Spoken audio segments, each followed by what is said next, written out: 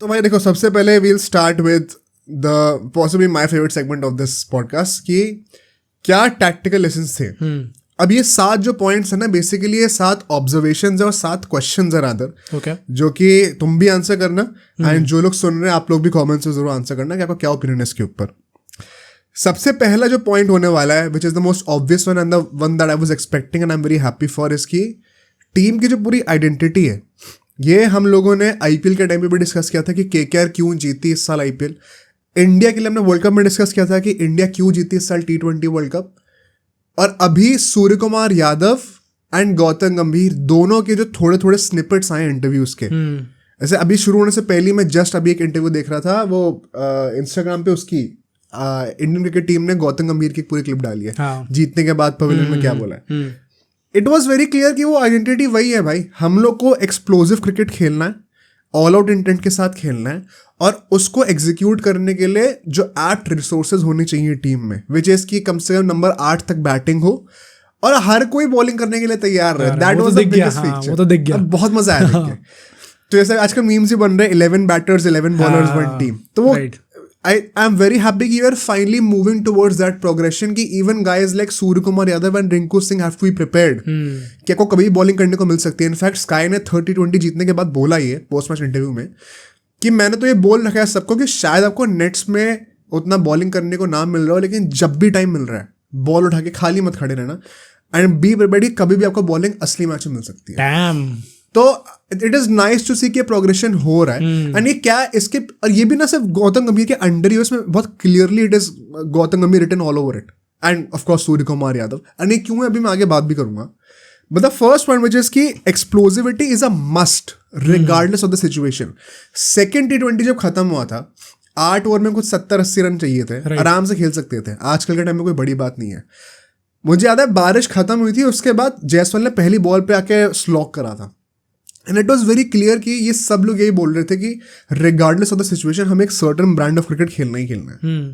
उसके बाद अगर सिचुएशन बहुत ज़्यादा टर्न हो जाती है, पिच जो एकदम से बदल जाती है, तो हम उसके साथ अडेप्ट कर सकते हैं, but initial intent going into every game will be to go with that all out intent. I think हम लोग कितने टाइम से बात करते आ रहे थे कि ये सीरीज को BCCI को, इंडियन क्रिकेट को, ऑल द प्लेयर्स इंक्लूडिंग इन सबको ट्रीट ऐसे ही करना चाहिए कि we have to basically imbibe this mindset in ourselves and use this series as practice series, basic practice sessions basically. Sari bilateral series building up to an ICC tournament, right, should be treated as training grounds, and I think so कि right now it seems like कि this is happening.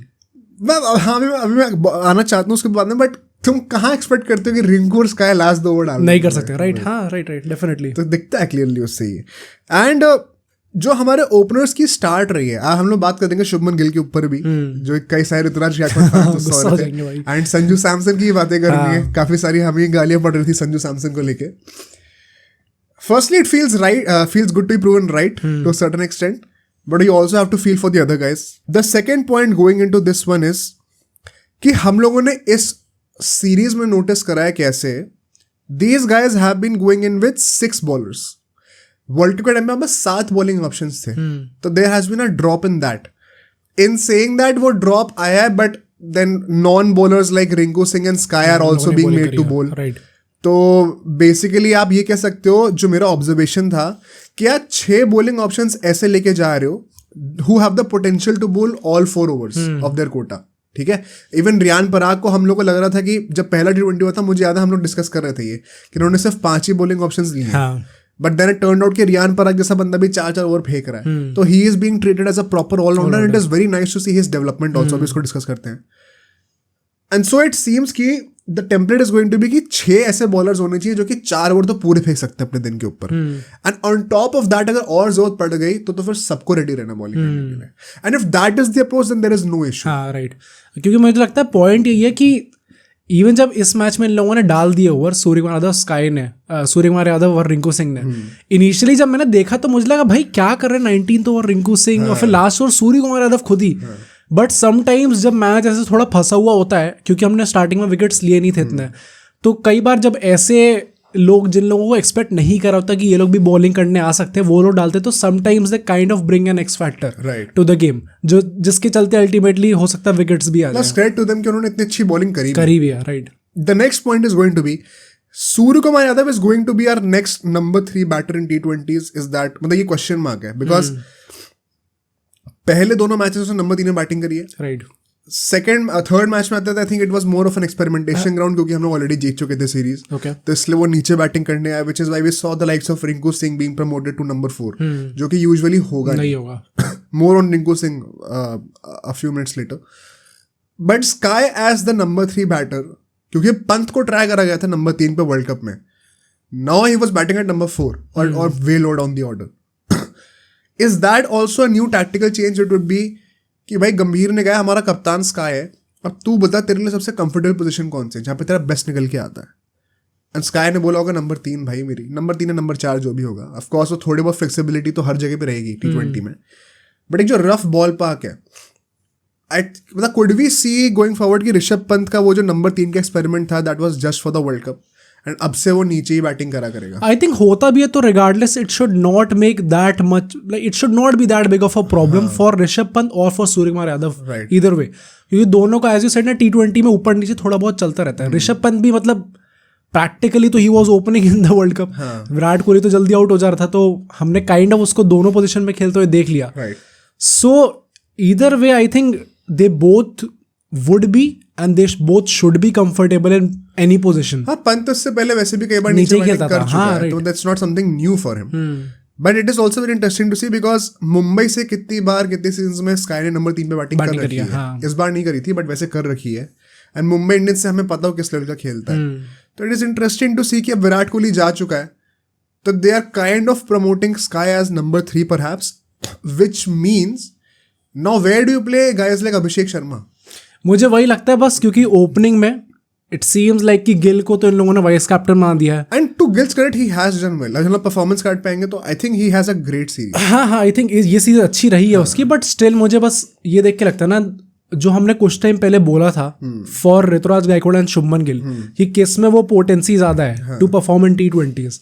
Same चीज अगर हम लोग गिल को और अभिषेक शर्मा को रखे तो किस में वो ज्यादा है. इस टाइम तो अभिषेक शर्मा बॉलिंग भी करता है hands down.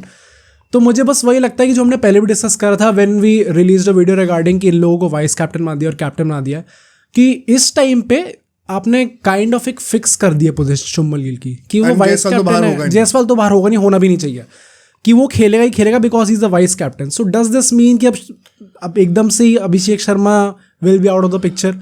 It's too soon to tell अभी भी, क्योंकि एक ही सीरीज हुई है उसकी. इसमें कैच पता ये भी है, अभिषेक शर्मा में कितना 22-23 साल का है. अगर वो अगला वर्ल्ड कप नहीं भी खेलता तो भी 25 का ही तो होगा. हाँ, राइट. तो मतलब ऐसा नहीं कि वो स्कीम ऑफ थिंग्स से एकदम ही बाहर हो चुका है. वो वाली पॉइंट, जैसे शुभमन गिल अभी 25 का है, अभिषेक शर्मा अगले वर्ल्ड कप तक 25 का होगा. तो he has 2-3 years more with him. And उस सेंस में अगर देखा जाए तो ये भी तो सकता है कि स्काई 26 के वर्ल्ड कप के बाद ना खेले, because then he will be 37 in the next world cup. तो तब तक फिर वो अभिषेक शर्मा को इंटीग्रेट करना शुरू करें एट नंबर 3 या फिर at the opening slot. May be immediate plans का पार्ट वो ना हो. ऑल्दो मैं अभी भी कहूंगा कि 40 T20s हैं between the T20 world cup of 2024 and 2026. उसमें से अभी 6-7 ही हुए हैं. बहुत अभी स्कोप है चेंजेस का, तो हमें अपना दिमाग खोल के रखना चाहिए. अभी कोई जरूरी नहीं कि यही टीम होने वाली है, बट एक मतलब इनिशियल साइंस तो हमें क्लियरली दिख रहे हैं. उस पर कोई दो राहें नहीं होने वाले हैं. The next and the most controversial point perhaps of this segment is Rishabh Pant has been favored over Sanju Samson.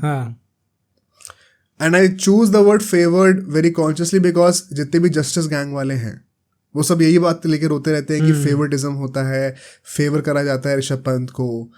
And I also agree, favour तो करा जाता है ऋषभ पंत को क्लियरली, हमने पहले ही बोला हुआ ही है. एंड T20 में ऋषभ पंत की कोई परफॉर्मेंस खास रही नहीं होगा. But the sheer audacity to disrespect the guy जो T20 वर्ल्ड कप में हमारा 3rd हाईएस्ट स्कोरर था, at the cost of the guy who has just scored 2 ducks against Sri Lanka. I hope इसके बाद किसी में इतनी हिम्मत नहीं होनी चाहिए कि यहाँ पे आके गाली दे रहा हो हमें या किसी भी कंटेंट क्रिएटर को अगर वो पॉजिटिव क्रिटिसिज्म दे रहा है संजू सैमसन को. Because we have seen this in the past 5-6 months also. जब भी हमने संजू सैमसन को पॉजिटिवली भी क्रिटिसाइज करा है, उसके देयर आर सो मेनी डम फैंस दैट जस्ट, मतलब एक वो ऐसा लगता है बॉट्स है क्या भाई. इतने सारे एक साथ सेम ही वो स्टेटमेंट लेके कैसे आ रहे हैं, राइट. एंड अब तुम किस मुंह से डिफेंड कर सकते हो यार? आई थिंक पॉइंट ये कि जितने फैंस भी हैं, क्योंकि there is nothing wrong in being a fan, तो आपको अपना जो भी आपका माइंडसेट है, whatever you think about any individual, आपको उस एक लिमिट तक आपको सोचना चाहिए कि चलो संजू सैमसन ने गंदा परफॉर्म किया, you can feel for him भाई, क्योंकि एक बंदा उस लेवल तक पहुंचा है। हाँ। तो बहुत ज्यादा स्ट्रगल लगी होगी। जो इश्यूज है वो प्लेयर से नहीं है, फैन बेस राइट। प्लेयर तो बहुत हम्बल है यार संजू सैमसन, इतना स्वीट नेचर्ड गाय है, कभी कुछ बकवास नहीं कर रहा होता, अपने गेम पे फोकस करता है। वो तो आइडियल टेम्पलेट है भाई किसी भी क्रिकेटर को एमुलेट करने के लिए जो बच्चा है। एंड दोनों के स्टैट्स देखेंगे मेरा, तो इस टाइम पे भी पीपल माइट से कि संजू सैमसन के स्लाइटली बेटर है because of the huge gap in the number of matches played between those two people, Rishabh Pant and Sanju Samson. But given the trajectory of Sanju Samson, वो अगर उतने मैचेस खेल लेगा, there is a big likelihood कि उसके स्टैट्स और खराब होंगे। बट आई थिंक पॉइंट ये है कि when you have been given those opportunities, इस सीरीज में आई डिड नॉट एक्सपेक्ट कि वो 2 मैचेस खेलेगा, बिकॉज गिल को नेक स्पैज़म हो गया, इसलिए उसको सेकंड माना पड़ गया, फिर थर्ड में तो और पंत को बैठा के खिला दिया उसको। तो दिस डेफिनेटली मीन्स कि चांस तो उसे दिया गया पूरा जितना मिलना चाहिए था, but he again fail to capitalise on those chances. And अब ये मीम भी चल रहा ना आजकल की जस्टिस तभी मांग सकते हो जब आपकी परफॉर्मेंस आएगी। तो this is how it goes in India, given the competition. कितने लोग हैं जो लास्ट हमने पॉडकास्ट में बोला था, आई थिंक मतलब 3-4 पॉडकास्ट पहले, कि संजू सैमसन के फैंस को तो खुश होना चाहिए कि उसको ईशान किशन के ऊपर चूज करा गया। बहुत बड़ी बात है ये इस टाइम पे, क्योंकि अगर ऐसी ही ट्रैजेक्टरी चलती रही तो मतलब there will come a point जहाँ पे पीपल विल स्टार्ट क्वेश्चनिंग कि इसको स्क्वाड में भी नहीं लेना चाहिए। Right now I don't think कि अभी इतना मेजर चेंज कर देंगे, नहीं अब स्क्वाड में नहीं लेंगे इसे, बट अगर ऐसे ही चलता रहा तो there will come a point जहां पे पीपल विल स्टार्ट क्वेश्चनिंग। मैं इसको बड़ा सिंपली सम अप करता हूं, अगर संजू सैमसन अगले सीरीज में स्क्वाड में होता है T20 सीरीज के, I actually appreciate sky and Gautam गंभीर कि उन्होंने इतना बोल्ड मूव दिखाया कि एक बंदे के रन नहीं आए सीरीज में, उसके बाद भी वो बहुत ज्यादा करंट परफॉर्मेंस रिएक्शन को लेके उसको बाहर नहीं कर रहे। राइट। उससे बहुत फर्क पड़ता है। इट शोज कि उनकी मेंटालिटी क्या है कि वो एक प्लेयर को चूज करके बैक करना चाहते हैं। बहुत अच्छी बात है अगर वो ऐसा करते हैं तो।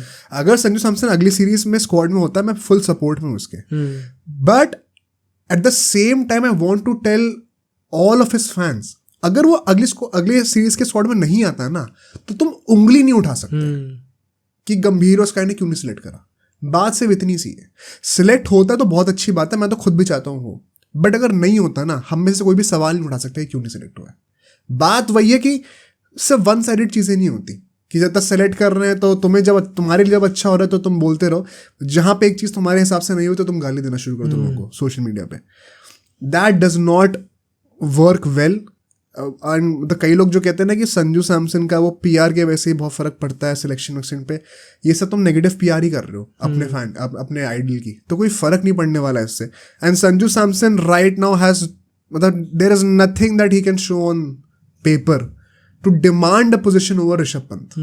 मैं स्क्वाड की बात नहीं कर रहा हूँ, मैं टीम की बात कर रहा हूँ। अभी क्या अभी उसके पास ऐसी कोई क्रेडेंशियल्स हैं जिसके बेसिस पे वो बोले कि मुझे T20 में ऋषभ पंत के ऊपर स्टार्ट कराया जाए? The moment you start bringing Rishabh Pant's stats into the argument to make a case for Sanju Samson, तो तुम ऑलरेडी उस बंदे को पेडेस्टल पे रख के उससे कंपैरिजन कर रहे हो। समझो इस बात को, तुम्हारे पावर डायनामिक्स तुमने कैसे सेट कर रखे हैं। अगर तुम्हें दूसरे बंदे को नीचे लाना पड़ रहा है to make your own case, तो तुम ऑलरेडी एक नीच पोजिशन पे हो उससे, तो that will never work for you. तो मुझे तो लगता है कि यहाँ पे और ज्यादा कोई डिबेट का पॉइंट नहीं है। Sanju Samson hopefully gets another chance, because मैं हमेशा यही कहता हूँ हर प्ले के लिए, जो बंदा 0 पे आउट हो रहा है 2-3 बॉल खेल के, तुम क्या ही जज करोगे उसको इतना कुछ खेला ही नहीं कि उसको बोल सके कि ये गलती है वो गलती है। It's just a bad patch perhaps. But अगर वो सेलेक्ट नहीं होता है, अभिषेक शर्मा ने 100 मारी थी तब वो सेलेक्ट नहीं हुआ है, तो तुम रो नहीं सकते। सिंपल सी बात ये।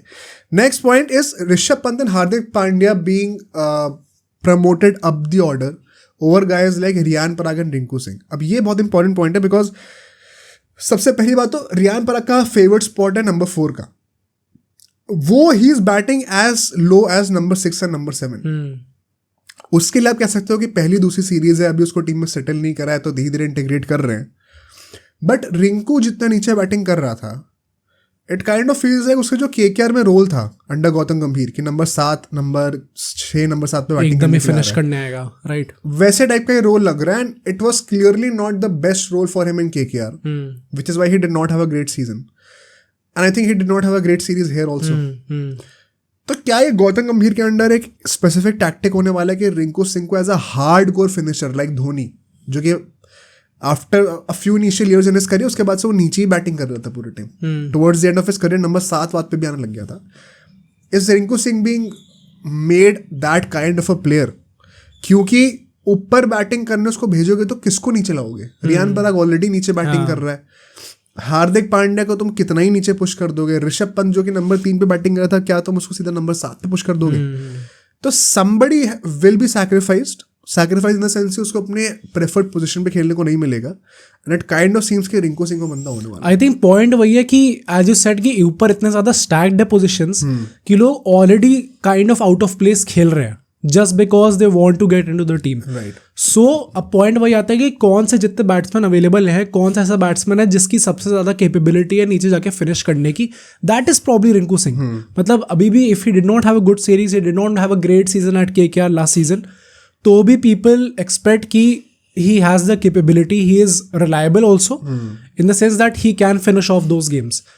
तो it is just about कि finding out किस बंदे में out of the given options capability है अपने आप को sacrifice करके नीचे भी उतना ही अच्छा परफॉर्म करने की. That is probably Rinku Singh. So it's as simple as that. It's a positive compliment. मतलब right now it does not seem like positive for him क्योंकि उसको अपना गेम थोड़ा sacrifice करना पड़ेगा, but in the long run if it मतलब अगर वो चीज़ हमें फ्रूट लेके देती है, फ्रूट लाती है वो चीज को, तो it's fine. One thing I would surely से इज रिंकू सिंह ने जो बॉलिंग करी है, अगर वो वैसी बॉलिंग कर सकता है, he is definitely going to have a strong case in the starting 11.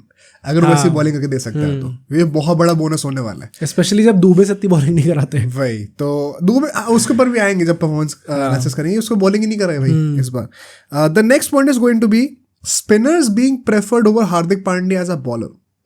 हमने जो दोनों मैचेस हार्दिक पांड्या ने खेले उसमें हमने देखा कैसे अक्षर पटेल नवी बिश्नोई दोनों उससे पहले बॉलिंग करने के लिए आए थे. Usually Hardik Pandya suppose to be the first change, यहाँ पे वो सेकंड चेंज भी नहीं था, he was the third change in the team, fifth bowler की तरह उसको यूज करा जा रहा था. एंड यहाँ पे क्वेश्चन आता है कि टैक्टिकली इसका रीजन क्या हो सकता है.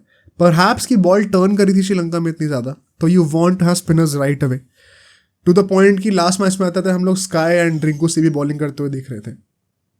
Now the next question could be here कि क्या ये स्पेसिफिकली श्रीलंका के लिए था या फिर हम उसको 2026 के T20 वर्ल्ड कप में भी होता हुआ देख सकते हैं, बिकॉज वो भी इंडिया में सब कॉन्टिनेंटल कंडीशंस में होने वाला है. पहले बार तुम्हें क्या लगता है इस पर शेयर में? तो मतलब आई थिंक एक शायद ये भी हो सकता है because like Hardik Pandya is also kind of a fragile player in the sense, but वही पॉइंट है कि शायद ओडीआई सीरीज में तो है नहीं. हाँ. तो it does not make any sense कि आप उसको इस टाइम पे थोड़ा रिजर्व करके रखो. राइट. आई थिंक सो हो सकता है ऐसा, बट मतलब मुझे यही लगता है कि जिस टाइप का उसका कैंपेन रहा है अभी T20 वर्ल्ड कप में, एकदम से ऐसा तो नहीं होगा कि आप सारे स्पिनर्स को चूज करो उसके ऊपर बॉलिंग करने को. तो it might be just that कि कंडीशंस ऐसी थी जो फेवर कर रही थी. प्लस जितने भी लोग गौतम गंभीर को गालियां दे रहे थे ना कि स्काई को कैप्टन क्यों बनाया, हाँ भाई, just one second goes on to show. तो हमें पता है आई थिंक दूसरा मैच था ये, हार्दिक पांड्या शायद थर्ड मैन पे फील्डिंग कर रहा था मुझे याद है, एंड पीछे बॉल एक मतलब कीपर से मिस होकर पीछे जाई थी चौके के लिए, 22 का चौका था शायद. हार्दिक पांड्या से बॉल मेरे ख्याल से 2 फीट दूरी होगी मैक्स. उस बंदे ने डाइव तक नहीं मारी, वो बंदा झुका तक भी नहीं बॉल लेने के लिए. And it was pretty clear that he is carrying some back issues. Okay, lower back में कुछ प्रॉब्लम्स हैं उसके. इनफैक्ट अभी हम उसको नेक्स्ट सेगमेंट में कवर करेंगे परफॉर्मेंस रिव्यू में कि the way he has bowled also throughout this series, it did not even feel like he is bowling at 100% effort. एंड जब एक बंदा फील्ड पे अपना 100% नहीं दे पा रहा मैच खेलते वक्त, तो तुम कैसे एक्सपेक्ट कर सकते हो नंबर 1 कि वो सारे मैचेस खेलेगा, number 2 at 100% effort, and number 2 कि वो कैप्टन बनेगा. Right. And now it feels like it was absolutely the perfect decision to make SKY the captain. जो बंदा भी फील्डिंग पे अपना 100% नहीं दे पा रहा, तो उससे कैसे एक्सपेक्ट कर रहे कि वो सारे मैचेस 100% एफर्ट के साथ खेल पाएगा. And this is not to downgrade Hardik Pandya or something. It is just that he is kind of a fragile player in the sense कि उसे काफ़ी इंजरीज हो जाती है frequently, and for that reason only, जो कि अजीत अगरकर ने like लगातार 4-5 बार बोला था अपनी प्रेस कॉन्फ्रेंस में. दिस वॉज समथिंग जो कि एकदम अलग हाईलाइट होकर निकली थी because of the number of times that he spoke this. And it is valid. हाँ वैलिड है. हार्दिक पांड्या जब बू हो रहा था मुंबई इंडियंस फैन से तो हम सब सपोर्ट में थे. अब कुछ अगर कुछ उल्टा है तो वो भी बायस नहीं हो सकते ना ऐसे. तो जो गलत है वो गलत है, जो सही है वो सही है. राइट. तो सिंपल सी बात है ना, it makes no difference. And I think Hardik Pandya is also taking it quite well. उसने देखा था मैंने उसकी वीडियो भी, he was quite in a jovial mood in the dressing room as well. तो मुझे कोई प्रॉब्लम लग नहीं रही वहाँ पे, अनलेस लोगों को जबरदस्ती में वो न्यूज़ बनानी है तो. And then lastly the use of these part time spinners into full time bowlers. ये this is also very specific to Gautam Gambhir. And now let's come to it. Riyan Parag को जिस तरीके से इन लोगों ने प्रॉपर बॉलर बना दिया, and Riyan Parag bowled really well in this series भाई.